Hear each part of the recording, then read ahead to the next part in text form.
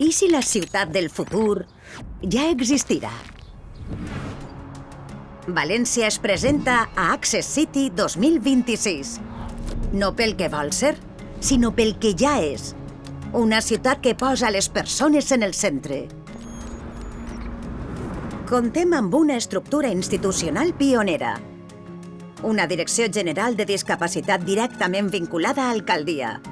6 oficines municipals d'accessibilitat, una defensora de les persones amb discapacitat especialitzada i un Consell Municipal amb participació activa del tercer sector. Així, les persones amb discapacitat codissenyen, lideren i validen les nostres polítiques públiques. Som la primera Spot for This City del món. Impulsem tecnologia accessible, codis QR inclusius, realitat virtual adaptada i el sistema Ready, pioner en la comunicació d'emergències. El compromís és real. Més de 120 programes municipals, el 100% del transport públic accessible, un entorn urbà amb un objectiu del 96% d'accessibilitat i més de 500 persones amb discapacitat gaudixen cada any d'activitats nàutiques inclusives.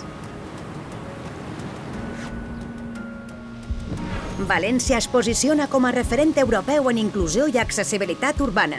Impulsa el seu model de turisme accessible, reforça el seu lideratge en innovació social i atrau inversió compromesa amb la sostenibilitat.